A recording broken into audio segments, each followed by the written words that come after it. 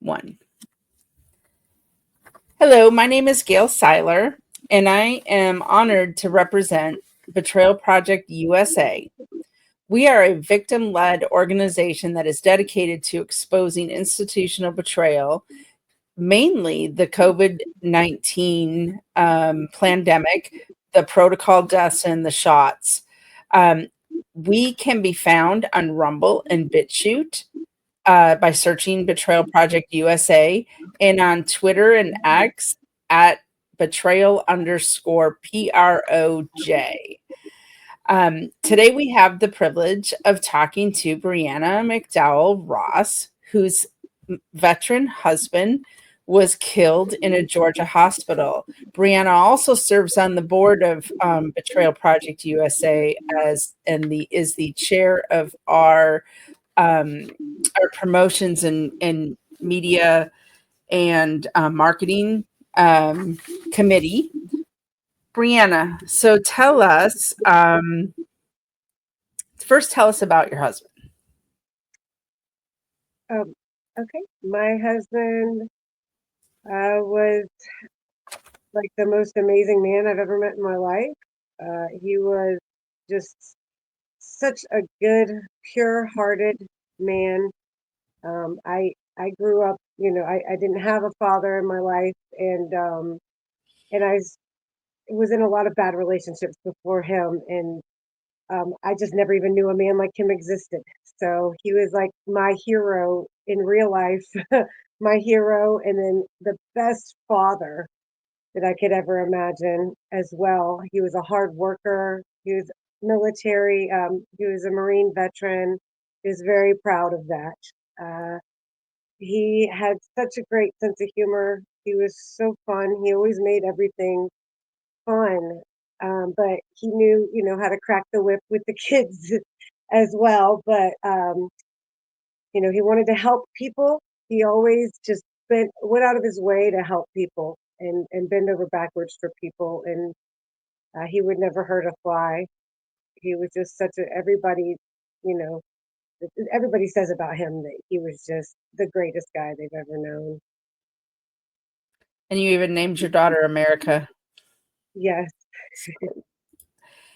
That's And she actually was my grandmother's name.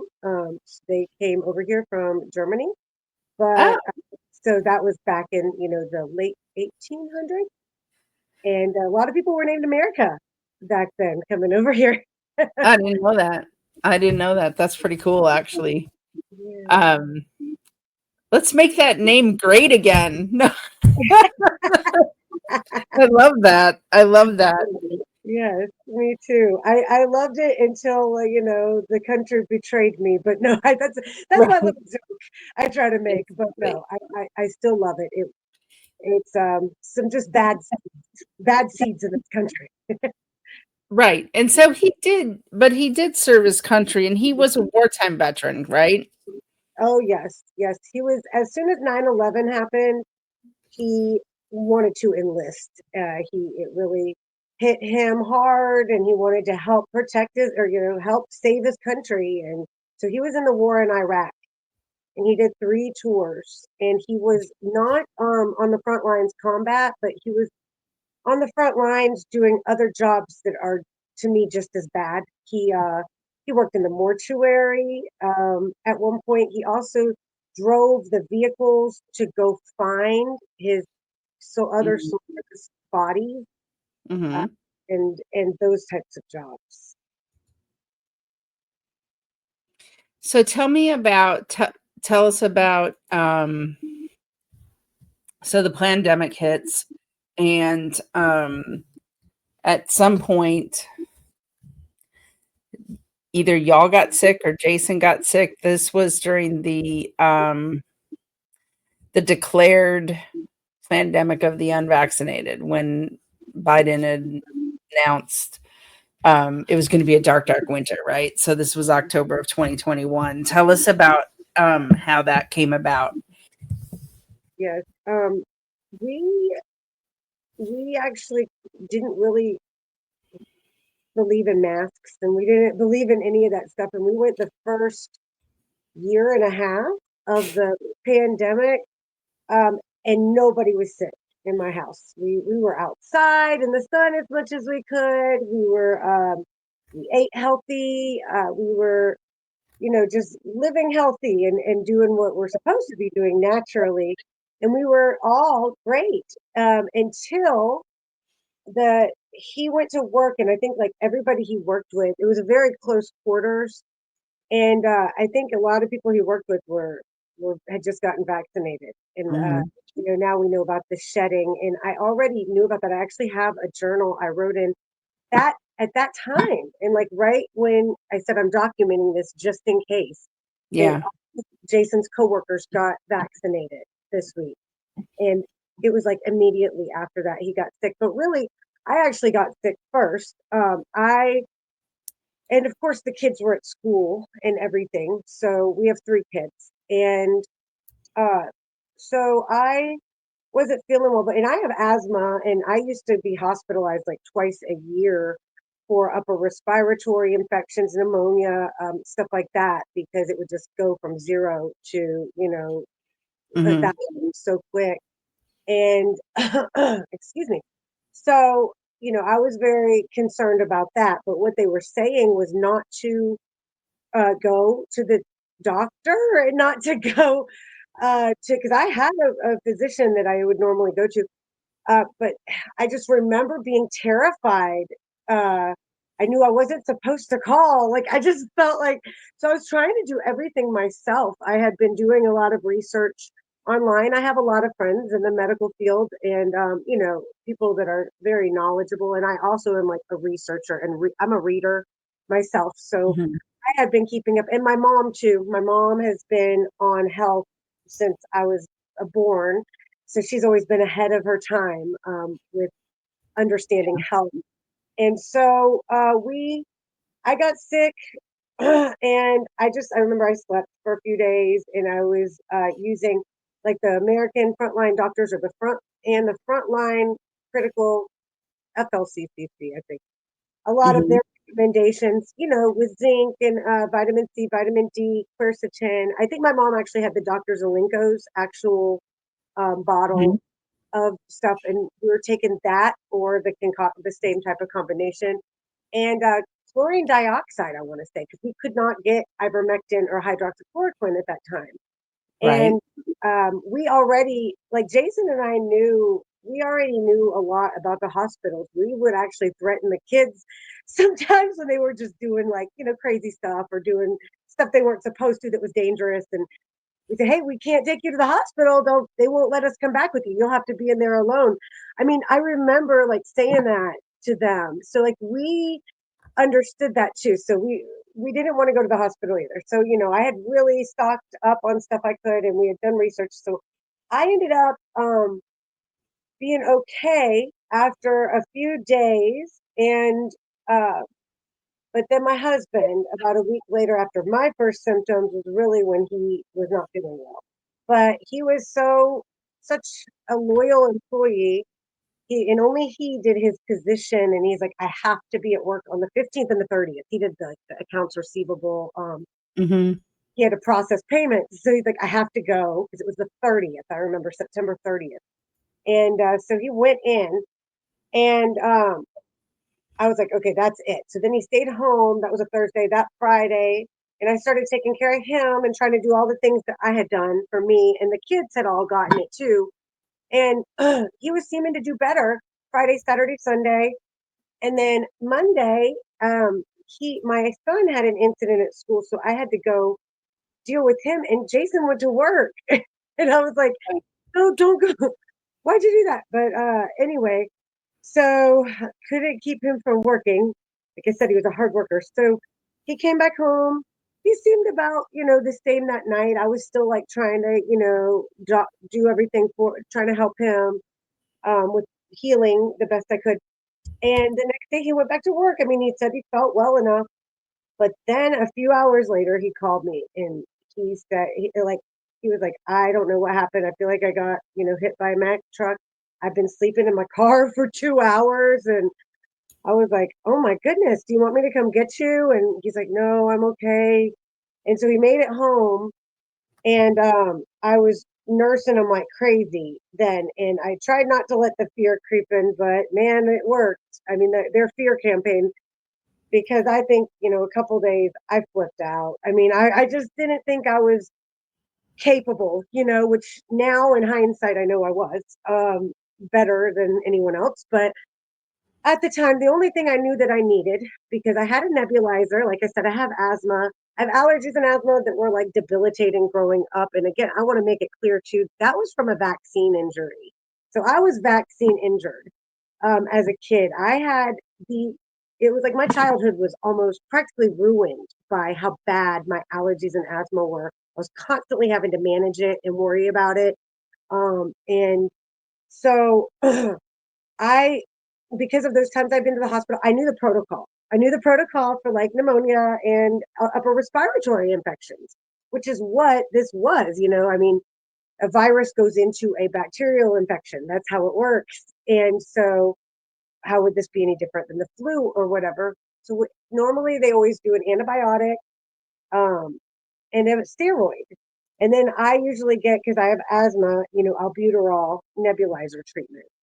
And so I had actually antibiotic, and I had nebulizer treatments, and I even had steroid inhaler things, but I did not have a steroid like prednisone, and that Mhm. was all we needed. And I was like, and I ended up calling after a couple days of taking care of him, and I realized that's what he needed. I was monitoring his oxygen, his O2, which now I wish I wouldn't have done that either, because Yeah, I that was know. something they told us. But I never had monitored his oxygen before this. So Yeah. I really had no baseline to compare it to. And he had sleep apnea. So like they say that their oxygen O2 is always lower anyway. So once I was monitoring that and I saw his oxygen was, kind of low. It was in the low 90s to high 80s. And then when it was just dipping down to the low 80s after a couple days of being at home, that's when, and we've just done a nebulizer treatment. And he still sounded like he was short of breath. Hmm.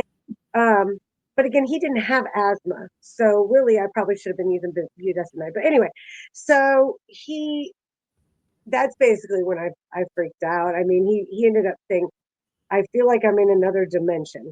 And when he said that, I was like, ugh. And so I prayed. I've been praying, this whole time. And I said, I've got to take him. So I went to, first I called, there's this GoMed is this company that can come to us. I forget why they couldn't, but they couldn't. I had another friend who had this company I had been promoting for her, that nurses come to your house and they just do they do vitamin C high doses, injections of all these healthy things. She, of all the times, the nurse that does it was sick, and so she couldn't come. And I'm like, wow, because that was what I was depending on Yeah. doing. And so I was like, oh my goodness. So we went. I decided, because I go over to this Walgreens care clinic sometimes if I need to, and so we went there. But that was a big mistake. The doctor was he came in with me and walked all the way back there, and to, because of course it's in the back, and she's like, I can't see him. Do you He needs to go to the hospital. And then she goes, do you see him? I mean, it was just, I was like, yeah, I see him. Yeah. That's why I brought him here. And so we left, and I felt so terrible because he really needed to be like in a wheelchair. I mean, he couldn't even walking Yeah. he was short of breath. So there was an urgent care real close. So I just said, let's go there. But I said, you stay in the car this time, and I'm just going to run in and talk to them first. And I did. And they turned me away because they don't take VA insurance. Like Wow. Okay. health insurance. And excuse me. So I said, what? Like, first of all, I've never even heard that, but I was said, okay, well, I'll pay out of pocket. I don't care. And she said, no, we can't. You can't pay out of pocket now because we already know that you have military insurance. So I just was dumbfounded, but I said, okay, keep going. What's next? And I just pray. I got back in the car, and I looked at him and I've been praying and he just, he didn't even, he was like white, like ghost white and so short of breath. And I was like, I have to take you to the hospital. I heard hospital. I don't know. I felt like, okay, that's what I'm going to have to do. But I was like, okay, I've read enough about this. I know that if I just tell them no remdesivir, no Mhm. remdesivir, and I make sure that I'm making all the calls for them, they have to run everything by me. And, he was agreed to that. It'll be okay. Like still felt like I could be in control. And because I had no idea, the only actual stories I had heard were anecdotal stories of hospitals, and it was all people that didn't have family. Like I know it was one lady that had nobody, and so I just thought, oh well, that's because they didn't have family. And I was also thinking, this is our local hospital. Like Mhm. all have been happening around the country with schools and the school system. I had been up at my school board meeting every month, protesting and Yeah. speaking and all that. And but what I realized about that was my actual kid's school was amazing. The teachers were Yeah. great. Most of them were on the same page as me. The principal was great. She made deal like I was going to pull the kids because they wanted them to wear masks. And anyway, she had accommodated me. She begged me to keep them there. They didn't end up having to wear masks. Like she did this other thing. Anyway, so I was thinking of that, and I thought, this is our neighbors, just like the school.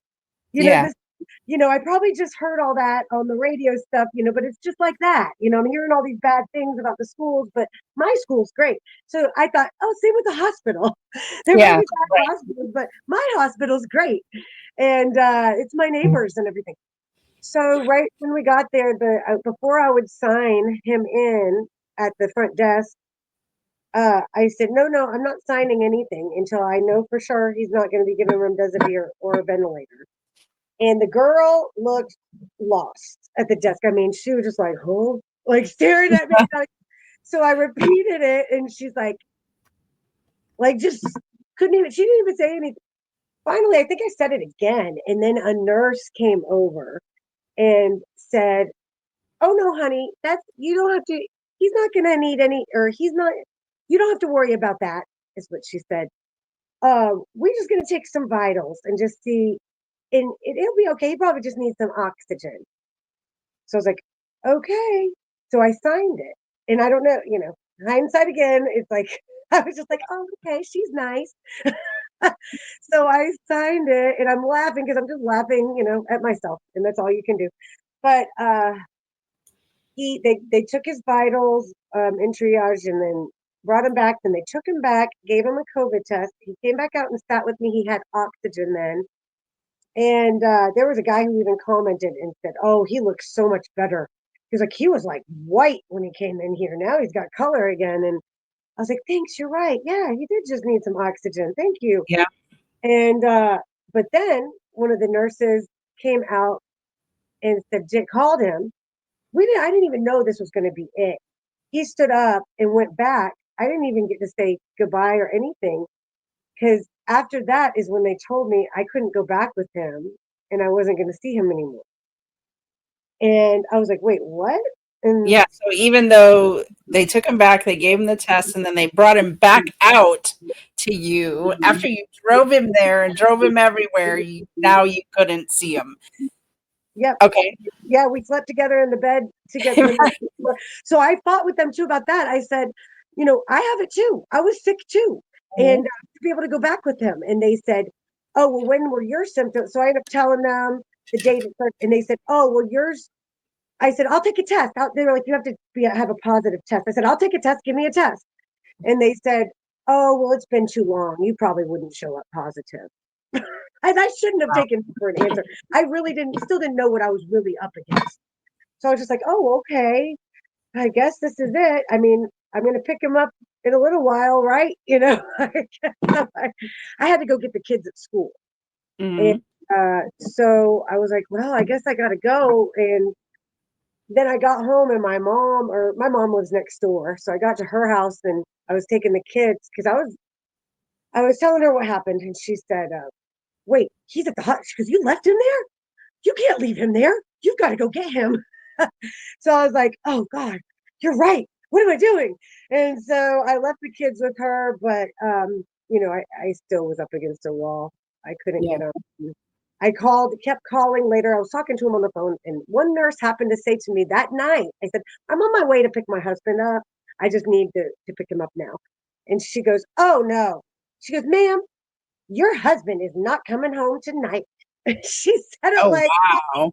because I remember thinking, oh no, she didn't. Like, once again, I have to like make jokes during this because that was really the way she said it. I was just like, Wow. wow, did she really just speak to me like that? It was crazy. Wow. So when you were advocating for him, so he went in, how many total days was he in? 18. 18. So he was isolated from the start. And when you said no remdesivir, no vent, did you ask for any of the other, like ivermectin, hydroxychloroquine, or the frontline doctor treatment? Yes. I Yeah. asked, yes. Go Yeah. ahead. No, I was going to say, what was their response on that? What'd you ask for, and what was their response? Yes. They, well, I'll just say one doctor, because, it was different doctors too. They would call me the first morning, 6:30 in the morning, trying to push the ventilator. And they were screaming, he's going to die. He's going to die if you don't. I mean, it was so absurd. Again, I spent a lot of time in the hospital with lung infections, and Yeah. I've never seen anything like this. Another thing that they said was, oh, it's COVID. Because I was like, why is he not on this? Why is he? I actually had gotten a list of all the drugs the day before, and I was asking all these questions, and oh, it's COVID. It's a respiratory. What is it? No, what was it? A respiratory virus.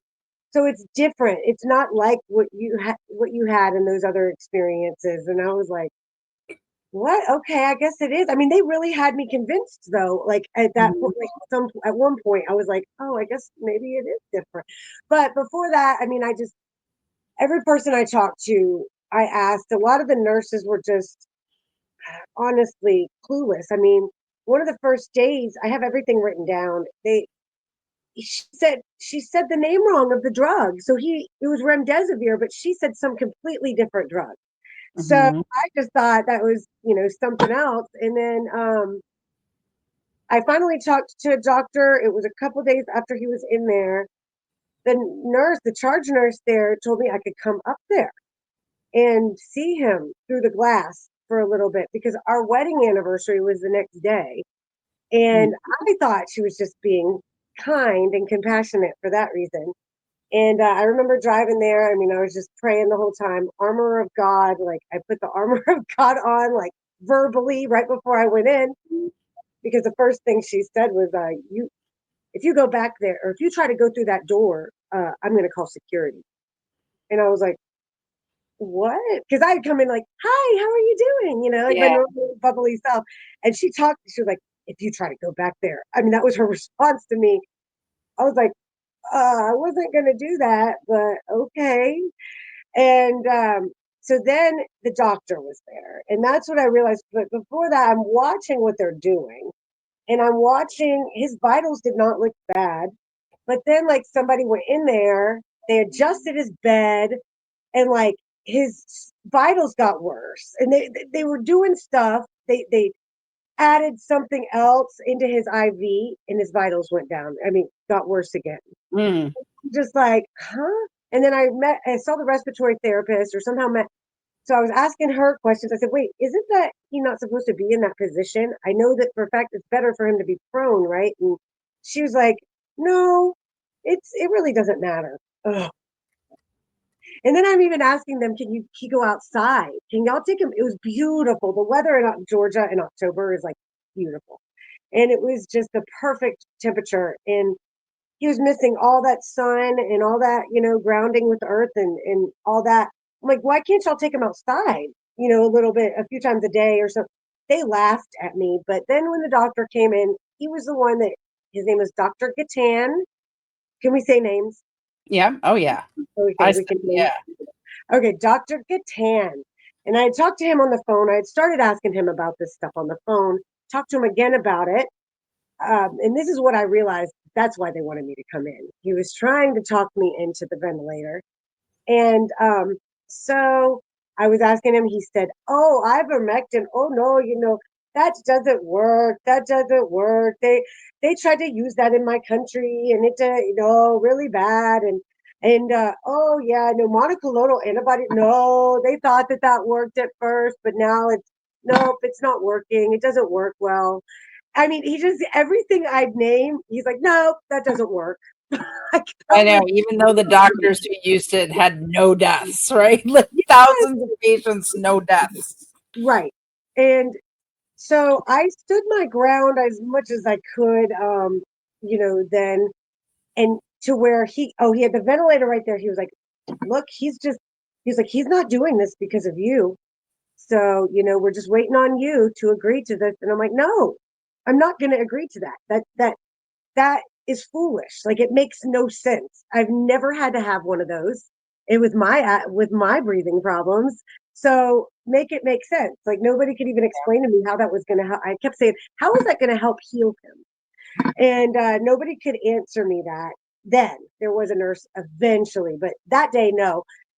And then he ends up telling me that he was on, he goes, oh, well, yeah, something about remdesivir. And I said, wait, I said no remdesivir. And he said, well, I'm not supposed to tell you this. And I was like, what? And he goes, I'm not supposed to tell you. He said it just like that. Like, I'm Oh not my exaggerating. gosh. And because I was thinking of the doctor on The Simpsons, like I Yeah. don't know, that's what he reminded me of. And I was like, "What? Wait, what? You gave him remdesivir?" And he said, "Yeah, he agreed to it, but told us not to tell you." And I knew that was a lie because he would never, ever do that. Mhm. And I was like, so I just didn't call him out with that. I was like, "Oh no, no, no," and but it was already like day 4 of that. Or maybe day Oh 3. my I goodness. can't. Yeah, and I was like, So "What?" he was deteriorating. At this time, were they also giving him the Ativan and the anxiety meds and all that crap? Not yet, but when I watched his vitals, because that was the other thing he had said, oh, his vitals, oh, his breathing. I said, actually, when I came in and I knew the numbers. I Yeah. spat out the numbers and I said, that's great. And he was like, yeah, but now it's on 40 whatever and breaths in it. I said, yeah, that's because I watched that guy go in there and add something to his IV. And guess what it was? Remdesivir. And Uh, that's when his vitals started going down. And I was like, I just watched it happen. The only things that made his vitals get worse was every intervention that y'all do. That is the mhm. only time his vitals go down. And so, the doctor did not end up liking how that conversation went. And so he took his gloves off.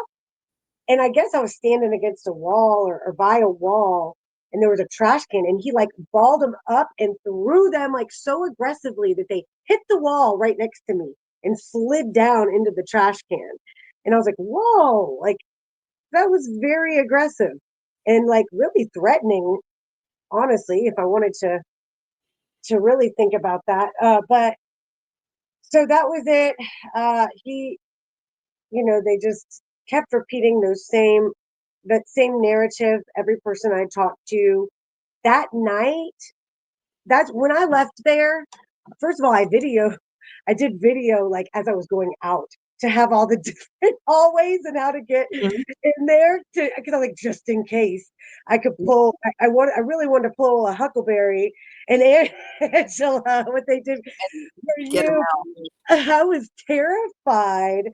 And if y'all don't know, that's Gail's story. Y'all got to watch that. But yeah, I was terrified that they were going to take my kids. If I got arrested, Yeah. I was afraid the defects. There they go. That's a perfect plan for them, right? They can. Oh, they arrest me, they take my kids. Yeah. So I just had all that already. Like I was like, yeah, I can't. That was the only thing that held me back from that. But I did work hot and heavy from that moment on trying to figure out ways to get him out of there. And so we were calling all sorts of home health places. I was figuring out how to have like the oxygen, all the equipment, if Yeah. you needed oxygen and all that stuff. And my friend was helping me and we're getting transport and everything. But it was a Saturday, so it was, and then Sunday, so it was like we couldn't really get through to a lot of places were closed, and so and the places that were open wouldn't do it because it was AMA. We were trying to get the AMA. In the meantime, he had to sign it, and they 3 times I tried. The patient advocate at the hospital would take it up there to Hmm. get, but then they'd send their team of doctors and nurses to bully him and intimidate him and make fun of me probably and would convince him not to sign it. And he would always, so then when we'd talk, be like, here, you need to talk to the doctor. He was sick and he was exhausted. And it makes me shame on them for doing that too, just to sick people and making them stressed out like that, pitting them against their spouses. But they, Yeah, and then the patient doesn't know that the things that they're doing are making them sicker, the increase in oxygen and the medications and stuff. And so they just think they're getting sicker from the virus. I mean, exactly, it's such exactly. a head it's a head game. God forbid they would have let you in the room to be with him and take care of him and advocate for him. He wouldn't have felt all those things, right? Exactly. Because he would have had that connection. That's why they isolate. Yes, exactly. And then what you said, I talked to the lady that night. He ate. He was able to take the thing off. The bypass. He ate a big dinner that night and was drinking, and everything looked really good. Sunday morning, his vitals looked really good. I have a picture of them that he sent to me. I also have text messages, by the way, too, that were from him about the nurses not coming in, him being so thirsty, him needing water. Oh, can you please call the nurses? They're not replying to my calls, like they're not coming Mhm. in. So there was that. But that day, Sunday, I said, they were trying to get you out. This one place opens tomorrow and we can make it happen. I said, but I'm still trying to do something today. So don't worry. And he ended up, because it was football season and he is a huge sports fan. And he's like, well, he was watching the Falcons game and he was like, it's okay. I could stay here one more night and then just do it tomorrow. I'm like, I knew something was wrong then, except I just thought, oh, he's watching the game and, he's comfortable and he's whatever. I still didn't realize how bad it was, even though I just experienced that whole thing the day before. But he was assuring me, well, come to find out, that is when they had started giving him Ativan. Yeah. It started him on that day, Sunday. So his vitals were really, really good. Like he should have been released that day. And he had just eaten that big meal the night before and all that. Monday morning, they call me screaming again. His Yeah. vitals had dropped significantly and they were trying to talk me into the vent. And so yeah, that was, I don't even remember the original question. So I don't want to keep going if I'm going too No, far. no, it was, they started giving him the anxiety meds and because that is when it starts to tank, right? They see them doing better, and then they give them Ativan anxiety meds. And so that was on Monday. So they called you and they were like, "Okay, he's tanking." Well, what happened at that point? Because eventually he was vented. Yes. So Monday, so again, he had gotten in there on Thursday. And so Monday, and it always seems to go bad at night, right? Which I think we'll get to in a minute about that, those the playbook. But they called me screaming in my ear. It took all day because I was still trying to get him out of there. I tried the AMA again. I tried to get transport. I tried to get home health. I was still working on that. And I was like, I had a plan that I was just going to pick him up with the CPAP machine and in the van because we have a plug in there, like an outlet. And I was just going to do it myself because I was just over it. Mm-hmm. There was this one nurse, I'll never forget. Her name's Sarah. And she, at the time, I thought was so nice, but she explained to me, first of all, she explained to me about the vent because I said, you need, because he wanted to go in the vent at that point. They had mind Yeah. meant him, to brainwash him to think what you just said. That, yeah, Yep. You're gonna die. You're gonna it was die the virus. constantly. It wasn't their interventions. It was the virus. Yeah. Mm-hmm. So he said, I just want to, go to sleep and then wake up and be better. Like that was what he really thought. That's like how they packaged it to him. Yeah. So I asked them how I need someone to explain to me, like I'm two, how this is going to help him heal. And so this lady, she was good. She was real good. She said, "Oh, well, he's working really hard and his body's been working really hard for all these days trying to breathe. And it's your body can only keep up for so long. And it's all those breaths a minute. It's bad on his heart. And this way, he can rest and it does the breathing for him while his body heals." And so I was like, huh, okay, actually, that does make sense. Okay. Right. That was, and so she eventually, and then this was actually the main reason, was I told her my plan of coming to get him. And she said, oh, well, if you come and get him, I think he was up on the fourth floor or maybe even second, but still, the length of the hallway down to the actual his room from the elevator, I mean, I want to say it was like a quarter mile. I mean, it was long. And Sure. she said, "Oh, well, if you do that, then we will just turn off all the machines and he's going to have to basically, like she said, like he's going to have to take everything out himself," which now I know that was BS because that they can't medically do that to him. Make him take like the IVs out. He's going to have to get everything off of him himself, get dressed himself. We can't help him. We can't get a wheelchair for him. You can't come up and help him. He'll have to do everything himself, get dressed himself, walk down that quarter-mile hallway to the elevator, take the elevator down to walk down another like quarter of a mile to me because I also couldn't go past a certain point on the first floor. And then and that's the only way that you'll be able to get him. And it was impossible. They now have him drugged up on all these drugs, have been all this oxygen. He hasn't walked in days because I found that out too. The first day, another thing they said, because I was big on breathing exercises, and we had Yeah. found them on YouTube, and he was doing those to build his strength up himself. Right. The first day, that was the other thing the doctor had told him, but I think it was the actual ER doctor who I really actually liked. And it was when he went to the ICU or whatever that was when it went downhill because the ER doctor had told him, yeah, we're just going to do breathing exercises. Because That's he right. told him, he said, Bree, we're just going to do, he's got breathing exercises for me and I'm going to be walking around and I'm going to be, and I said, oh, that's so great. Because see, when I had a C-section there, you you can walk around the hospital and stuff like that. They made me get up and walk around. So I knew that was possible in a hospital. But another Sure. thing the ER doctor had written in the notes, which I didn't find out till after I got the medical records, was that he was not a candidate for remdesivir. He had gone in, they said he had an acute kidney injury. I didn't even know this. They never told me this. But the ER doctor had written it in the medical records and said patient is not a candidate for remdesivir. So there was that too. But I knew that he wasn't going to be able to do all that. I just remember, I remember that day like it was yesterday. It was the first time I realized, oh shit.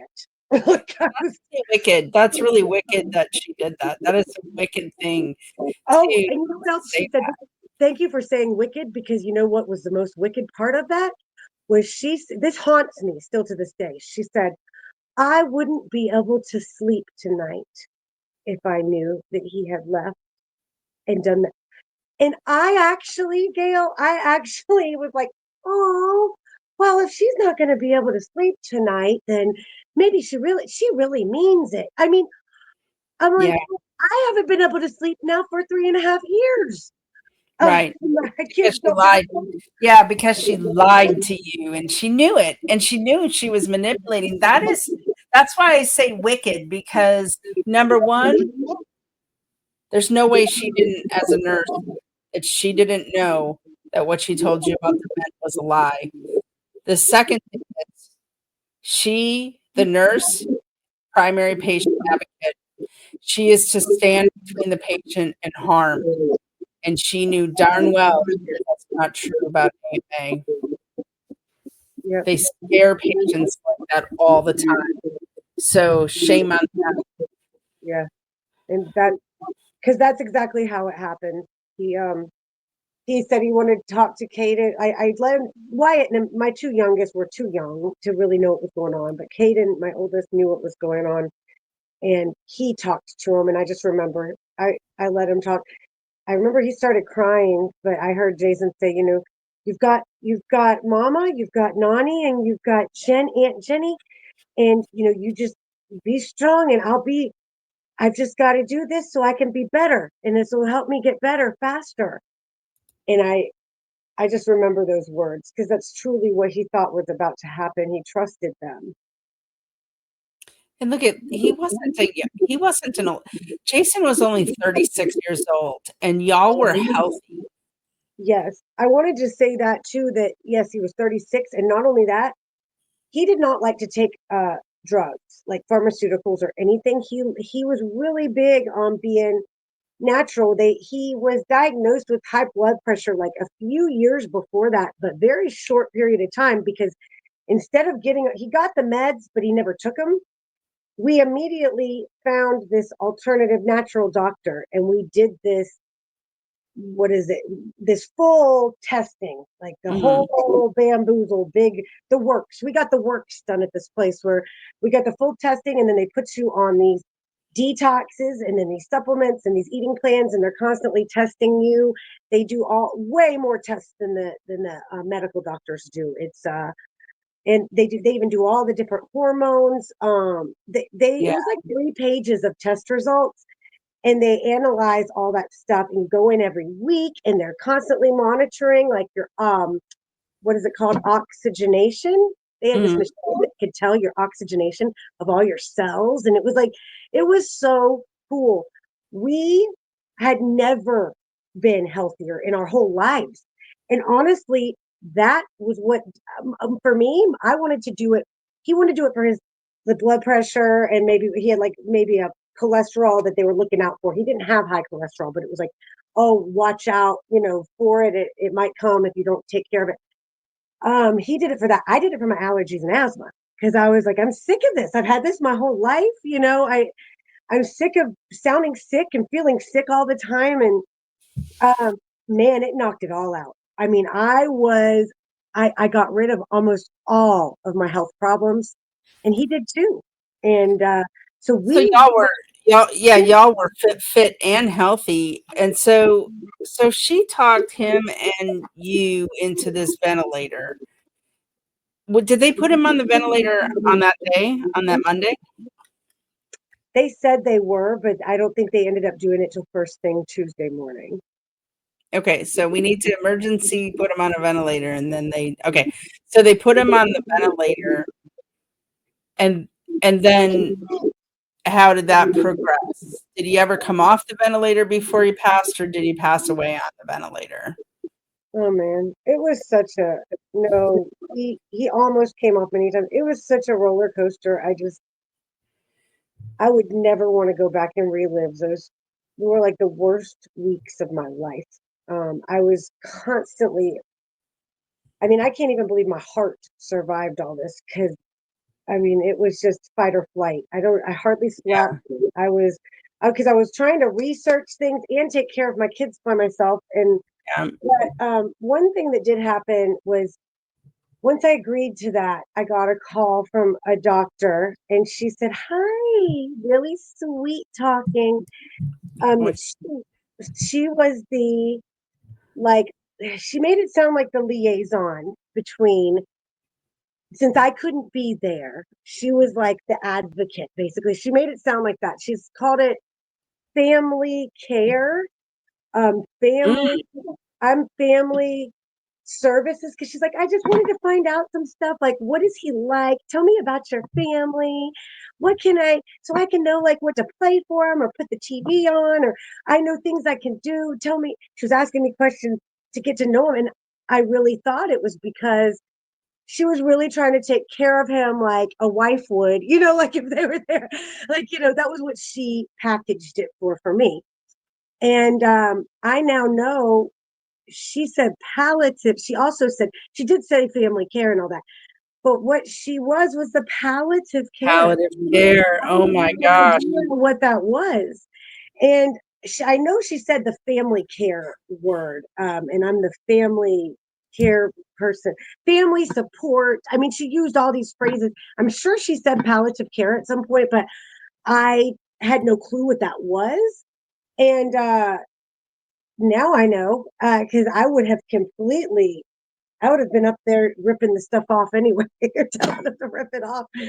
Uh, because They're I so had tricky. They're so tricky. tricky. So she was but she gave me her cell phone number, and I was able to directly call her whenever.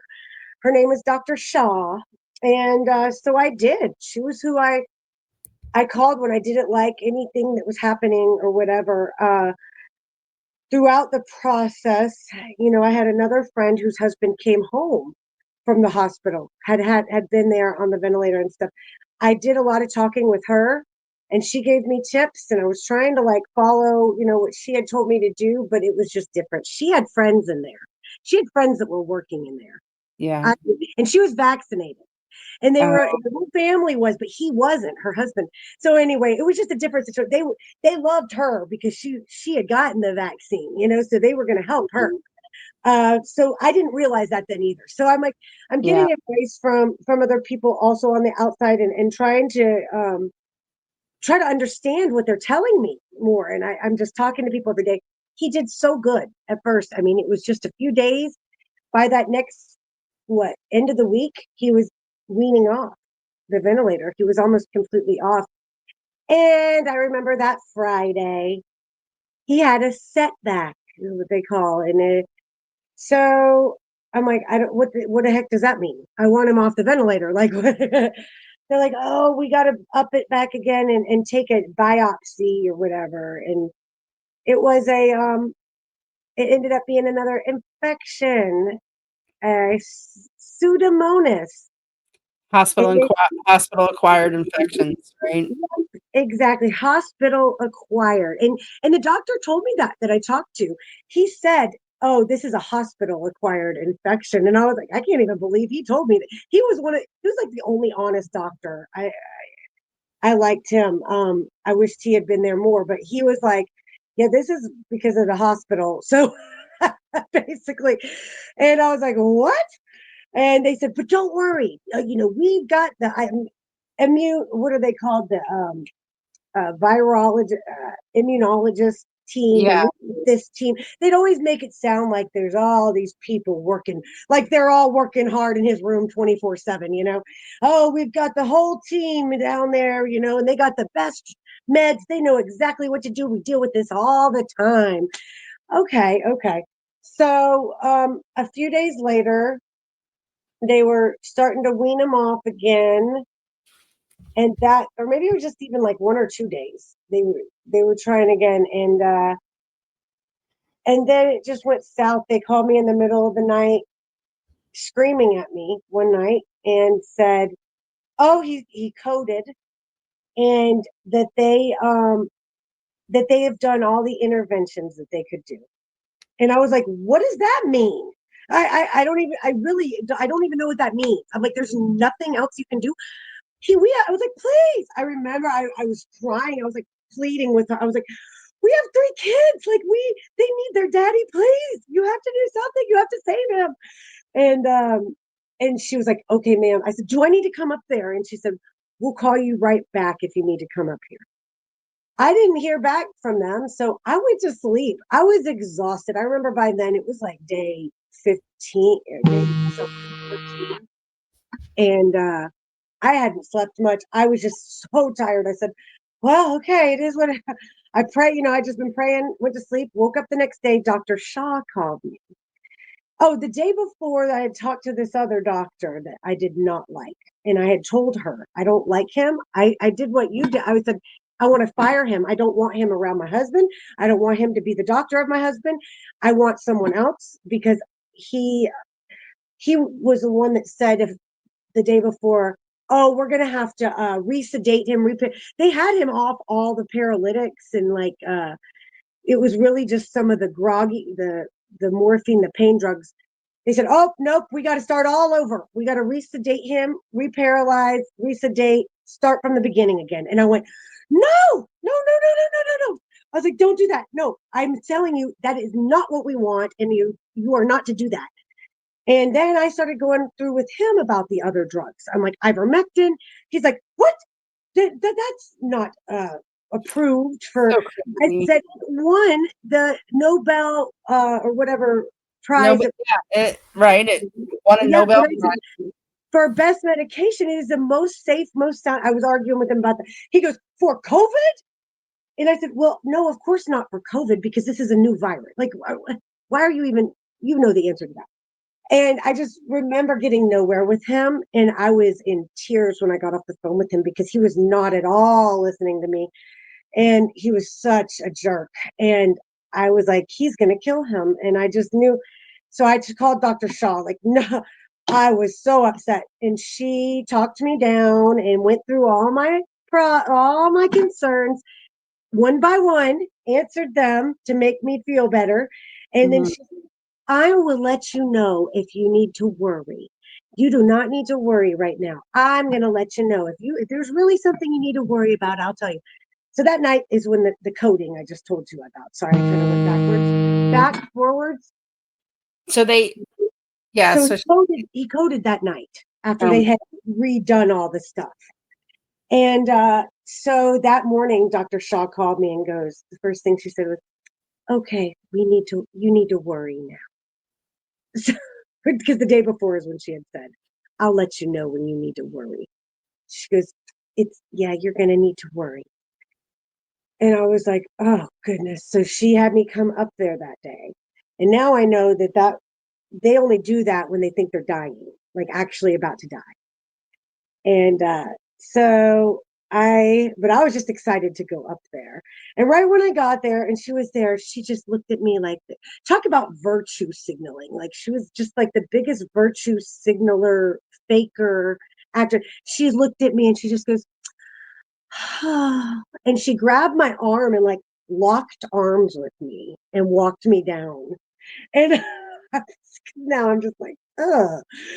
And he actually looked really good. I remember thinking like his color looked good. He looked good. I mean, he didn't have like that bloated, nothing was wrong looking with him yet. And I was just like, I remember saying to him, I go, you look good, babe, when I first walked in. And I don't know if I should say this on the thing or not. But I, you know what? I don't, yeah. Okay. I'm going to keep that to myself. So yeah, I went in there and I was just taking care of him as much as I possibly could. And I was playing Bible scriptures in the background with like this nice music, and I was rubbing his feet, and I was like, rubbing him, and I was doing stuff, but not too much because I didn't want to interfere with any of the equipment.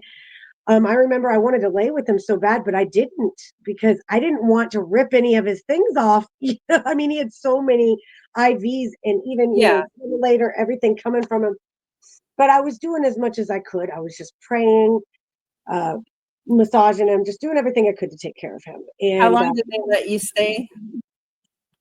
quite a few hours, actually. And then at the end of the day, and when Dr. Shaw leaves, she worked Monday through Friday, like 9 to 5.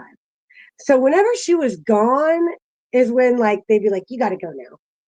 So I don't remember how it happened that day, but I do remember, I hadn't eaten. I was starving. I knew that if I walked out to get anything, that they weren't going to let me back in. So I stuck it out as long as I could. Yeah. But I had to get home to the kids too, and all that. So I went home because I think my mom was still working. She's retired now, but I think she was still working full time. So, I mean, I didn't, I had to get back home and all that to take care of the children. But she let me, I went back in the next day because that was a Thursday. I went back in Friday. But oh, I just want to say, after everything I did and me being there, all his vitals had gone up and were like in a really good Sure. place when I left. Of course, they went to crap that night when I Goodness. left. So, yeah, their report that first thing that morning was he was deteriorating.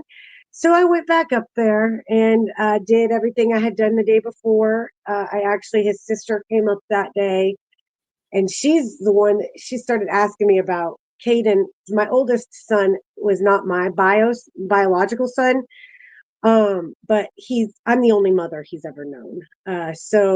But legally we had not done that. And so it was like we had just filled out the papers and we're about to turn it into the courthouse and take care of it.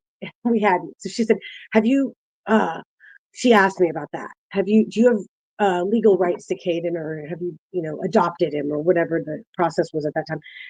And I just remember being like, no, but I don't need to be thinking about that right now. Like I just couldn't believe that she was actually thinking that far because I was still like, no, he's gonna live. Like this isn't gonna happen.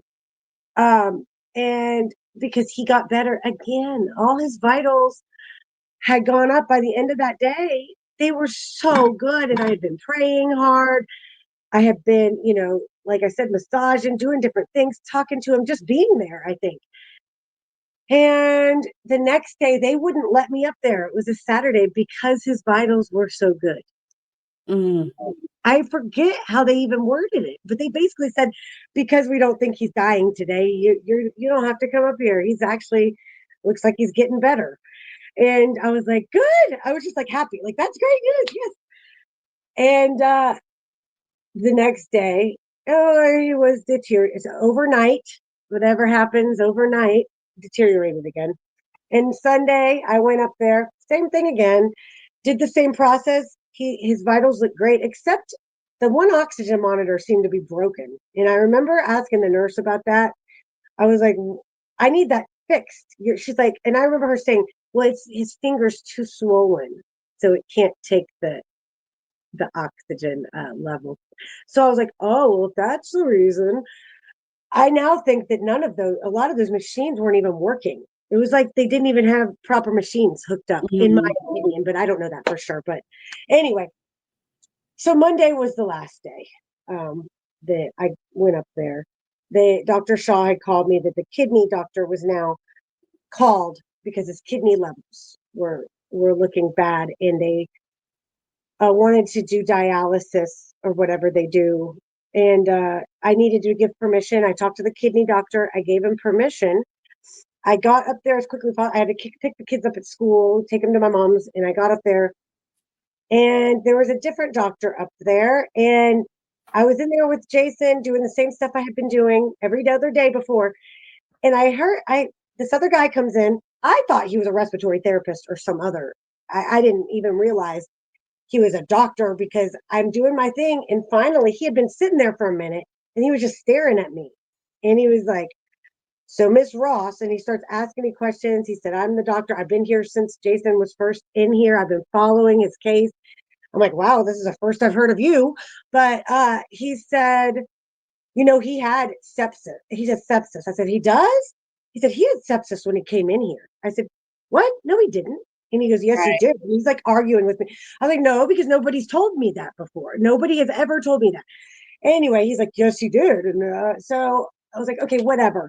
I said, where's the kidney doctor? And he said, oh, well, he is not coming anymore because now Jason's blood pressure is too low. And I was like, huh? What? I was like, I just talked to him. And he's like, well, it's this level and it has to be this. I'm like, what did you do to him? Why is his blood Mm, pressure that low? mm, And he was like, Miss Ross. Because I go, but look, his heart rate's good and that's good. And that's when he interrupted me. He goes, Miss Ross, your husband's not going to make it today. Or what did he say?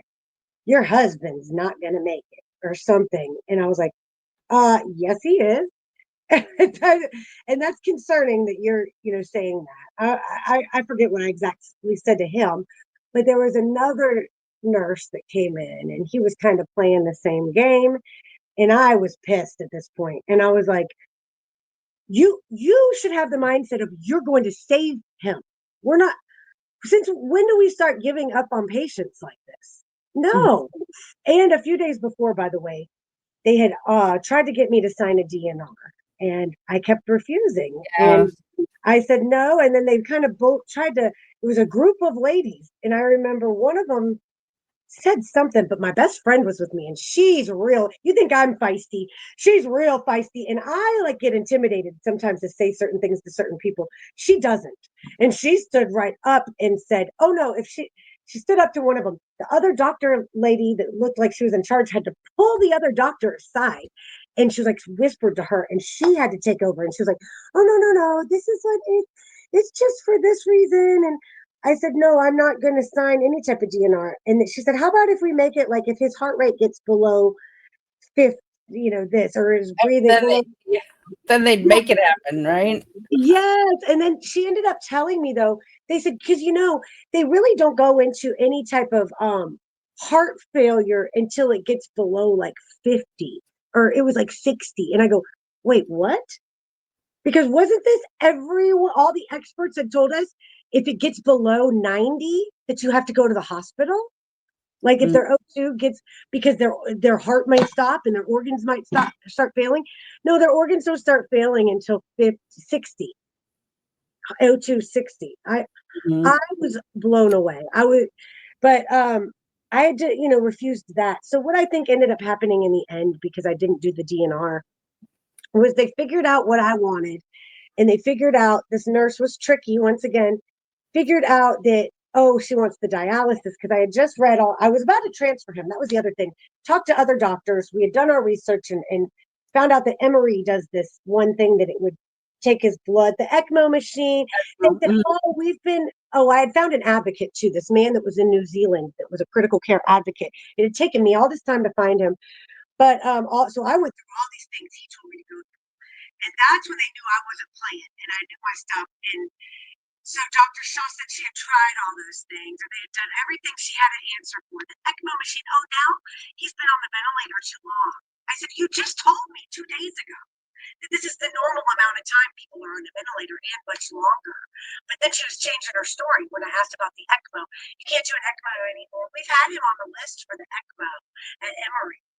Well, I found out like it's kind of like a dialysis to clean the blood platelets and stuff. So I was like, that's what I want. I want the dialysis because I think that could really help. And so anyway, they figured out. I said, can we get his blood pressure up? Your sound is going in and out. Sorry, your sound is going in and out a little bit. But so Probably because I was moving. I'll try to stay still.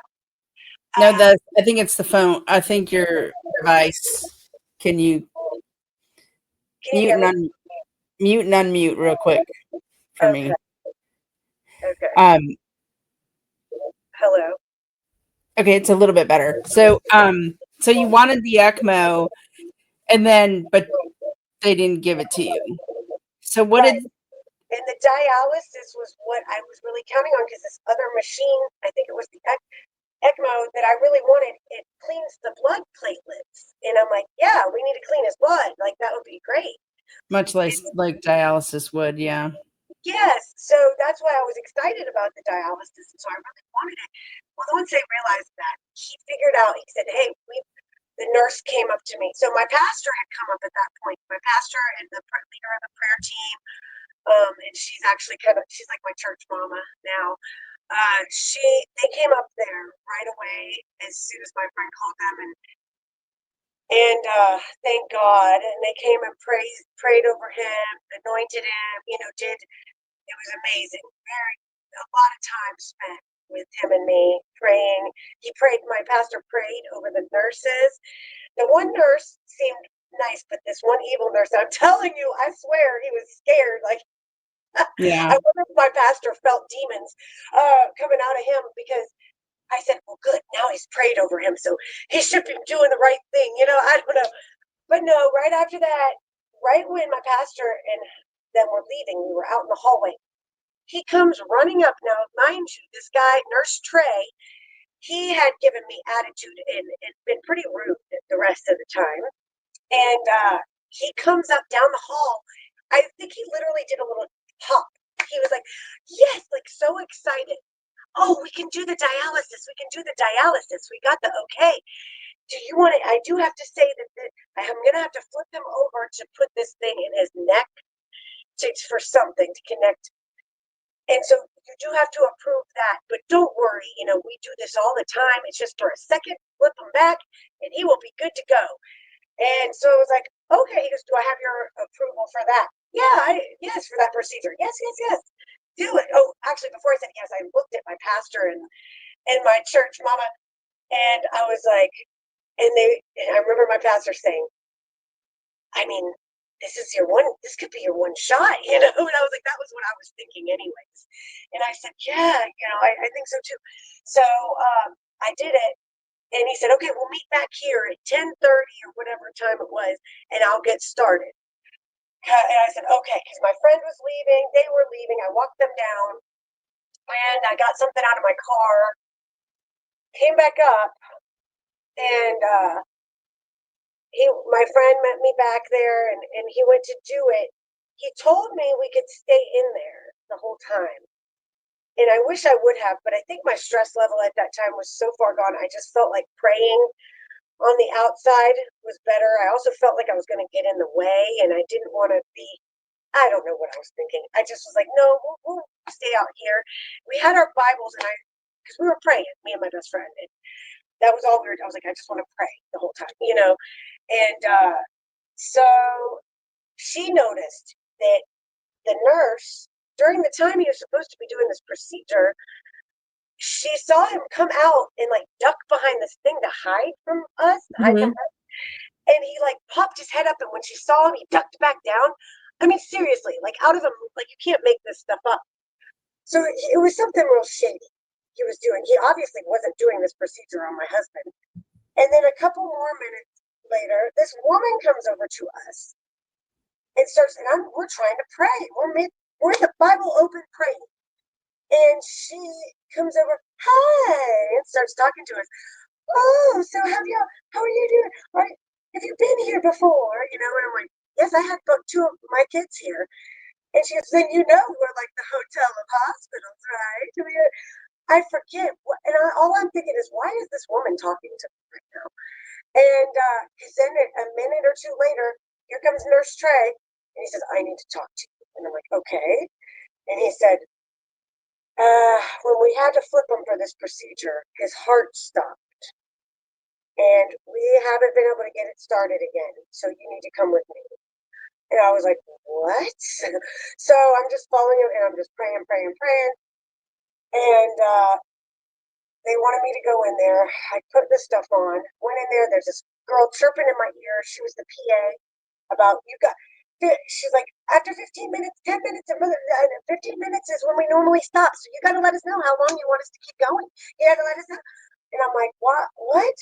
And so they were just, doing the compressions. But Trey was up on this like platform thing.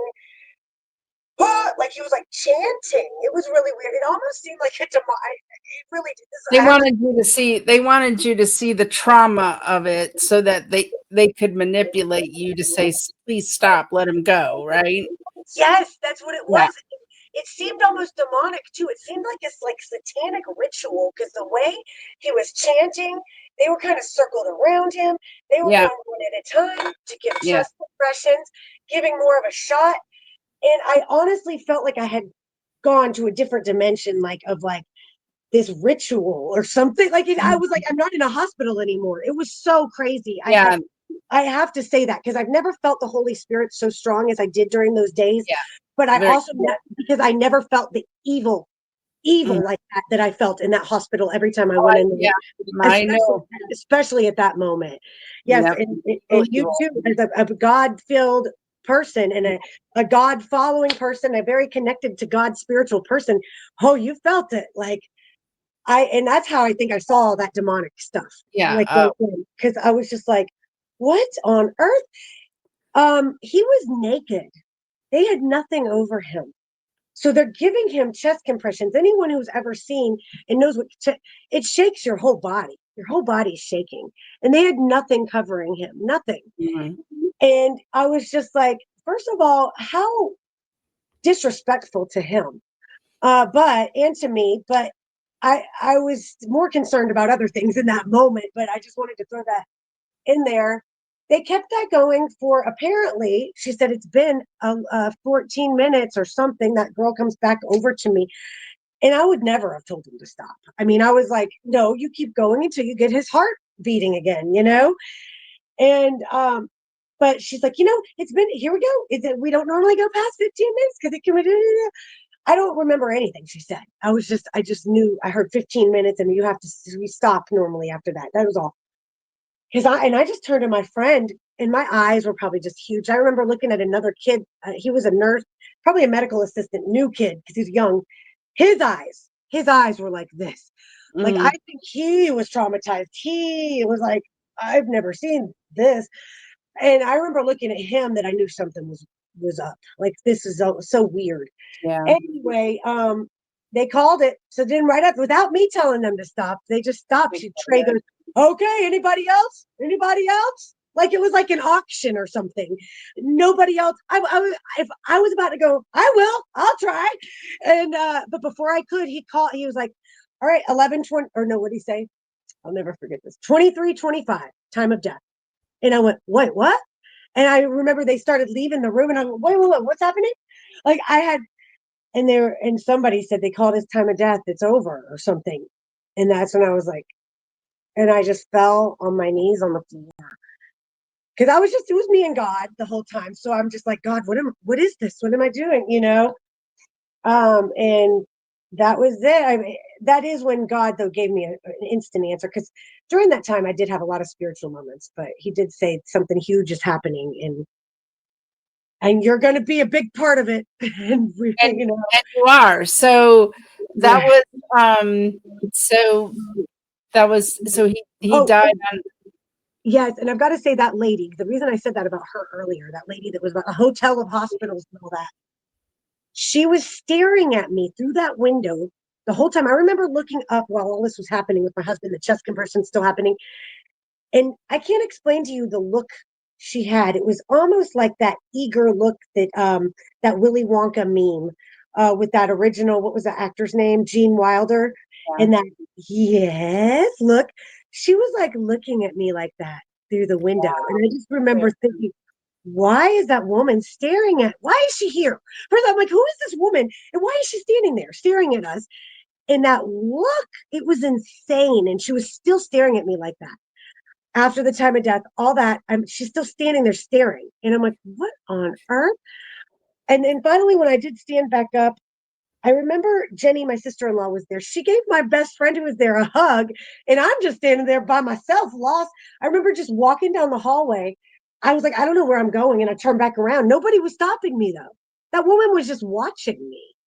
And then she ends up giving me her card and saying, I'm the I want to say administrator, and you let me know if where you want him to go, what funeral home. And I'm like, wait, what?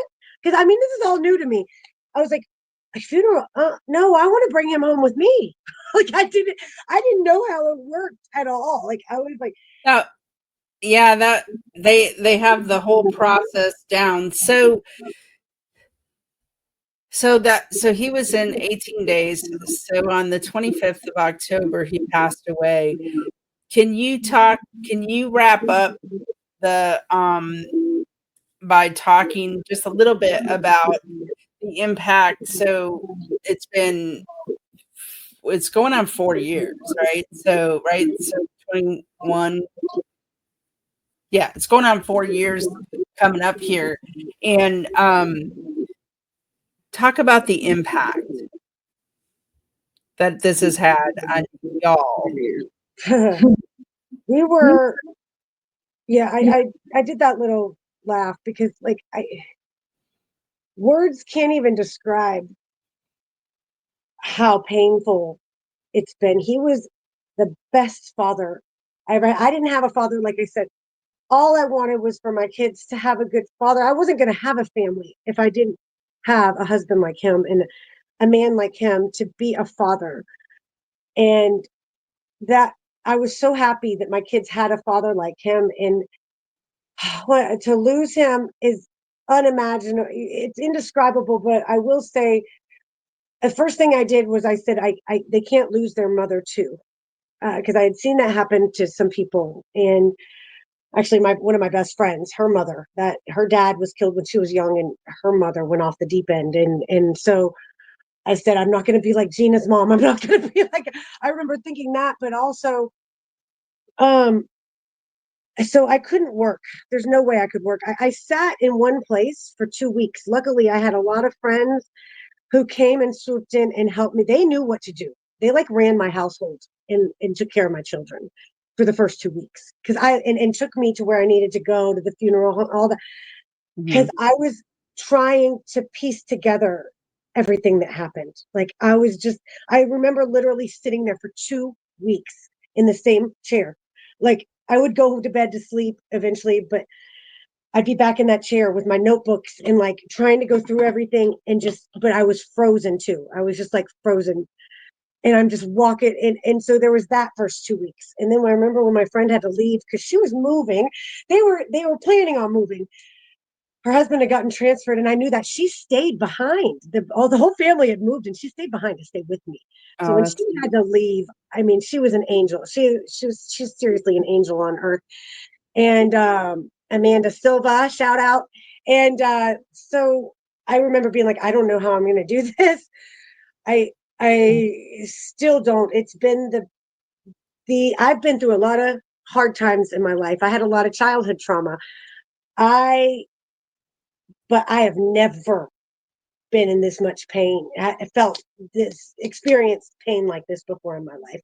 And to have your children that I've got to be strong for because I know they're hurting. And so it's a lot of faking, but also I know I could never work. I mean, I know I couldn't have worked at that time because my mind, they call it widow brain, but especially with the trauma, I am diagnosed with, what is it called? CPTSD. I forget what the C is, but I just went blank on what the C is. But yeah, we, the trauma is unimaginable. I can't describe it as like it's just hard. I heard I've been in okay, so I threw myself. I'm in church all the time. I've gotten closer to God, but I've had to go to support groups. I'm in all these different. I'm in widows groups. I've been in yeah. Bible study groups. I've been in support groups. I'm in counseling. I'm in all these things. I literally have been treating healing like a full-time job, and I'm still a hot mess most of the time. I mean, it's indescribable And how you go from having the best. He was my teammate. We were the best team. We tag teamed everything with the kids. We were always together. When he wasn't working, we were always together. We were such a family. We weren't ever apart. I mean, we did everything together. Had matching outfits all the time. I mean, we were like, and to he we were one. I mean, we became one, literally, like they say you do when you become married. We became one. So you think of that, how would this is how I describe it to people too. If half of yeah, is missing, I mean, really, but that's not even a comparison because it's just a whole person that was half of your house, running your household and taking care of your children with you, and loving you and supporting you and being a team with everything. My mom was a single mom, and I vowed I would never be a single mom. Well, the enemy so, knew that clearly, but because I wanted to have a real family. I used to always call it a real family, and I had a real family, and I was so happy. I felt like all the things that I went through in my life had led to that, that moment, and just I'm still in shock, honestly, in a way, that this has happened, because it was like, wait, what? This was supposed to be my ending to all this lifetime Yeah.